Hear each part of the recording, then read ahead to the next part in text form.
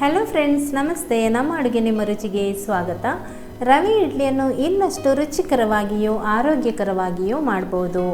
ನಾನಿವತ್ತು ಸ್ವಲ್ಪ ಡಿಫ್ರೆಂಟ್ ಆಗಿ ಇದನ್ನು ಮಾಡ್ತಾ ಇದ್ದೀನಿ. ನಾನು ಹೇಳಿದ ರೀತಿಯಲ್ಲೇ ನೀವೇನಾದರೂ ಮಾಡಿದರೆ ನಿಮಗೆ ಇದರಲ್ಲಿ ಅರ್ಧಕ್ಕರ್ಧ ಟೈಮ್ ಸೇವ್ ಆಗುತ್ತೆ. ಹಾಗೆಯೇ ಎಷ್ಟೇ ಹೊತ್ತು ಇಟ್ಟರು ಇದು ಸಾಫ್ಟಾಗಿಯೇ ಇರುತ್ತೆ. ಬನ್ನಿ, ಹಾಗಾದರೆ ಇದನ್ನು ಮಾಡುವ ವಿಧಾನ ಹೇಗೆ ಅಂತ ನೋಡೋಣ. ನೀವೇನು ನಮ್ಮ ಚಾನಲ್ಗೆ ಸಬ್ಸ್ಕ್ರೈಬ್ ಆಗಲಿಲ್ಲ ಅಂದರೆ ದಯವಿಟ್ಟು ಸಬ್ಸ್ಕ್ರೈಬ್ ಆಗಿ, ಪಕ್ಕದಲ್ಲಿರೋ ನೋಟಿಫಿಕೇಷನ್ ಬೆಲ್ ಕೂಡ ಕ್ಲಿಕ್ ಮಾಡ್ಕೊಳ್ಳಿ. ಈಗ ಮೊದಲಿಗೆ ಬಾಣಲೆಗೆ 2 ಸ್ಪೂನಷ್ಟು ಎಣ್ಣೆ ಹಾಕಿಬಿಟ್ಟು ಬಿಸಿ ಮಾಡ್ಕೊಂಡಿದ್ದೀನಿ. ಈಗ ಅರ್ಧ ಸ್ಪೂನ್ ಸಾಸಿವೆ ಸೇರಿಸ್ಕೊಂಡು, ಸಾಸಿವೆ ಚಟಪಟ ಅಂತ ಆಗುವಾಗ ಮೊದಲಿಗೆ 1 ಸ್ಪೂನ್ ಕಡಲೆಬೇಳೆಯನ್ನು ಸೇರಿಸ್ಕೊಂಡು ಅದನ್ನು ಫಸ್ಟ್ ಲೈಟಾಗಿ ಹುರ್ಕೋಬೇಕು. ಅದೊಂದು ಅರ್ಧ ಹುರಿದಾದಾಗ 1 ಸ್ಪೂನಷ್ಟು ಉದ್ದಿನಬೇಳೆಯನ್ನು ಸೇರಿಸ್ಕೊಳ್ಳಿ. ಈಗ ಎರಡು ಕೂಡ ಇದು ಚೆನ್ನಾಗಿ ಫ್ರೈ ಆಗಬೇಕು. ಈಗ ಇದಕ್ಕೆ 1 ಸ್ಪೂನಷ್ಟು ಜೀರಿಗೆ, ಹಾಗೆಯೇ ಚಿಟಿಕೆಯಷ್ಟು ಇಂಗು ಸೇರಿಸ್ಕೊಳ್ತಾ ಇದ್ದೀನಿ. ಇಂಗು ಹಾಕೋದ್ರಿಂದ ನಮಗೆ ಕೆಲವೊಂದು ಸರ್ತಿ ಏನಾದರೂ ತಿಂದರೆ ಹೊಟ್ಟೆ ಉಬ್ಬರ ಎಲ್ಲ ಆಗುತ್ತಲ್ವ, ಆ ರೀತಿ ಆಗೋದಿಲ್ಲ ಮತ್ತು ಒಳ್ಳೆ ಅರೋಮ ಕೂಡ ಕೊಡುತ್ತೆ ಇದು. ಈಗ ಇದನ್ನು ಒಂದು ಸ್ವಲ್ಪ ಫ್ರೈ ಮಾಡ್ಕೊಂಡಿದ್ದೀನಿ. ಜೀರಿಗೆ ಜಾಸ್ತಿ ಟೈಮ್ ತೊಗೊಳ್ಳೋದಿಲ್ಲ ಫ್ರೈ ಆಗೋದಕ್ಕೆ. ಈಗ ಇದಕ್ಕೆ ನಾನು ಸ್ವಲ್ಪ ಕರಿಬೇವು, ಆಮೇಲೆ 2 ಸಣ್ಣದಾಗಿ ಹೆಚ್ಚಿದಂತಹ ಹಸಿಮೆಣಸಿನ್ಕಾಯಿ ಹಾಕಿಬಿಟ್ಟು ಇದನ್ನು ಕೂಡ ಒಂದು ಸ್ವಲ್ಪ ಹುರಿತಾ ಇದ್ದೀನಿ. ಹಸಿಮೆಣಸಿನ್ಕಾಯಿ ಒಂದು ಸ್ವಲ್ಪ ಹುರಿದರೆ ಅದರ ಖಾರ ಕೂಡ ಒಂದು ಸ್ವಲ್ಪ ಕಮ್ಮಿ ಆಗುತ್ತೆ, ಆದರೆ ರುಚಿ ಚೆನ್ನಾಗಿರುತ್ತೆ. ಈ ರೀತಿ ಚೆನ್ನಾಗಿ ಫ್ರೈ ಆದಮೇಲೆ ಇದಕ್ಕೆ 1.5 ಕಪ್ನಷ್ಟು ನಾನು ರವೆ ಹಾಕ್ತಾ ಇದ್ದೀನಿ. ರವೆ ಯಾವುದು ಅಂತ ಕೇಳಿದರೆ ಮೀಡಿಯಮ್ ರವೆ. ಮೀಡಿಯಮ್ ಅಂದರೆ ಚಿರೋಟಿ ರವೆ ಅಂದರೆ ತುಂಬ ಸಣ್ಣ ರವೆ, ಮೀಡಿಯಮ್ ರವೆ ಅಂದರೆ ಅದಕ್ಕಿಂತ ಸ್ವಲ್ಪ ಸೈಜ್ ದೊಡ್ಡದಿರುತ್ತೆ. ಆ ರವೆಯನ್ನು ಹಾಕಿಬಿಟ್ಟು ಚೆನ್ನಾಗಿ ಇದನ್ನು ಒಂದು ಸ್ವಲ್ಪ ಹೊತ್ತು ಫ್ರೈ ಮಾಡ್ಕೊಳ್ಬೇಕು. ಫ್ರೈ ಆಗುವಾಗ ಇದರಲ್ಲಿ ಹಾಕಿರುವಂಥ ಎಣ್ಣೆ ಎಲ್ಲ ಹೀರ್ಕೊಂಡು ಒಂದು ರೀತಿ ಪುಡಿ ಪುಡಿ ಆಗುತ್ತೆ ನೋಡಿ, ಈ ಥರ ಆಗುತ್ತೆ. ಹೀಗೆ ಇದು ಫ್ರೈ ಆಗಿದೆ. ಕೊನೆಯದಾಗಿ ಇದಕ್ಕೆ ಕೊತ್ತಂಬರಿ ಸೊಪ್ಪು ಹಾಕಿಬಿಟ್ಟು ಇದನ್ನು ಒಂದು ಸ್ವಲ್ಪ ಫ್ರೈ ಮಾಡ್ಕೊಳ್ತೀನಿ. ಹುರಿದರೆ ಅದರ ನೀರಿನಂಶನೂ ಕಡಿಮೆ ಆಗುತ್ತೆ, ಹಾಗೆಯೇ ಹುರಿಯೋದ್ರಿಂದ ಅದರ ಹಸಿ ಸ್ಮೆಲ್ ಹೋಗಿ ರುಚಿ ಕೂಡ ಚೆನ್ನಾಗಿರುತ್ತೆ. ಈಗ ಇದು ರೆಡಿ ಆಯಿತು. ಈಗ ಇದನ್ನು ನಾನು ಒಂದು ಪಾತ್ರೆಗೆ ಹಾಕ್ಕೊಳ್ತಾ ಇದ್ದೀನಿ. ಪಾತ್ರೆಗೆ ಹಾಕಿಬಿಟ್ಟು ನೀವು ಇದನ್ನು ಒಂದು ಸ್ವಲ್ಪ ತಣ್ಣಗಾಗಲಿಕ್ಕೆ ಬಿಡಬೇಕು. ಆಮೇಲೆ ಇದಕ್ಕೆ ಮೊಸರು ಸೇರಿಸ್ಕೊಳ್ಬೇಕು. ನಾನಿವತ್ತು ಹಿಂದಿನ ದಿನವೇ ಇದನ್ನು ಮಾಡಿಬಿಟ್ಟು ನೆಕ್ಸ್ಟ್ ಡೇ ಮಾಡ್ತಾ ಇದ್ದೀನಿ. ಅಂದರೆ ನಿಮಗೆ ತುಂಬ ಅರ್ಜೆಂಟ್ ಇದೆ, ಬೆಳಿಗ್ಗೆ ಎಲ್ಲಾದರೂ ಹೋಗಬೇಕು ಅಂತ ಇದ್ದರೆ ಆವಾಗ ಹಿಂದಿನ ದಿನವೇ ಈ ಥರ ರೆಡಿ ಮಾಡಿ ಇಟ್ಕೊಂಡ್ಬಿಟ್ರೆ ನೆಕ್ಸ್ಟ್ ಡೇ ಇದನ್ನು ನೀವು ತುಂಬ ಬೇಗ ಮಾಡ್ಕೊಳ್ಬೋದು. ಈಗ ನಾನು ಇದಕ್ಕೆ 1.5 ಕಪ್ನಷ್ಟು ಮೊಸರು ಸೇರಿಸ್ತಾ ಇದ್ದೀನಿ. ನಾವು ರವೆ ಹಾಕಿದ್ದು ಕೂಡ 1.5 ಕಪ್ಪು ಅಷ್ಟೇ ಮೊಸರನ್ನು ಹಾಕ್ತಾ ಇದ್ದೀನಿ. ಮೊಸರು ಹಾಕಿಬಿಟ್ಟು ಒಂದು ಸರ್ತಿ ಇದನ್ನು ಚೆನ್ನಾಗಿ ಮಿಕ್ಸ್ ಮಾಡ್ಕೊಳ್ಳೋಣ. ಆವಾಗ ನಮಗೆ ನೀರು ಎಷ್ಟು ಹಾಕಬೇಕು ಅಂತ ಗೊತ್ತಾಗುತ್ತೆ.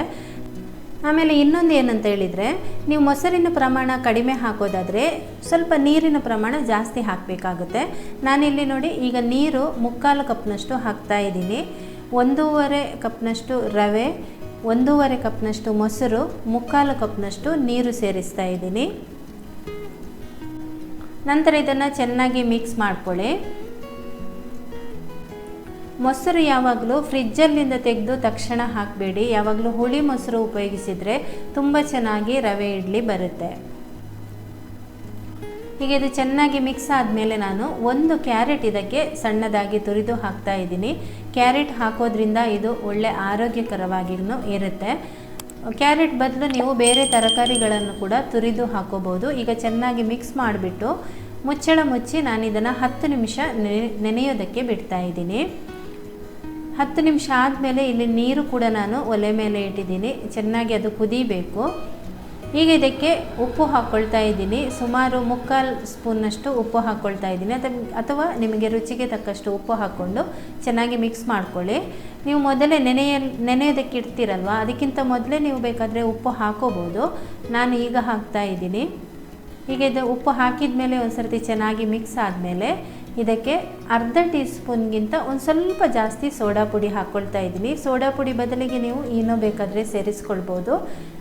ಮತ್ತು ಇಲ್ಲಿ 1 ಕಪ್ ಆದರೆ ನೀವು ಸೋಡಾ ಪುಡಿಯನ್ನು ಕಡಿಮೆ ಪ್ರಮಾಣದಲ್ಲಿ ಸೇರಿಸ್ಕೊಳ್ಬೇಕು. ನಾನಿಲ್ಲಿ 1.5 ಕಪ್ನಷ್ಟು ರವೆ ಹಾಕಿದ್ದೀನಲ್ವ, ಅದಕ್ಕೋಸ್ಕರ ಇಲ್ಲಿ ಸೋಡಾ ಪುಡಿಯನ್ನು ಸ್ವಲ್ಪ ಜಾಸ್ತಿ ಸೇರಿಸ್ಕೊಂಡಿದ್ದೀನಿ.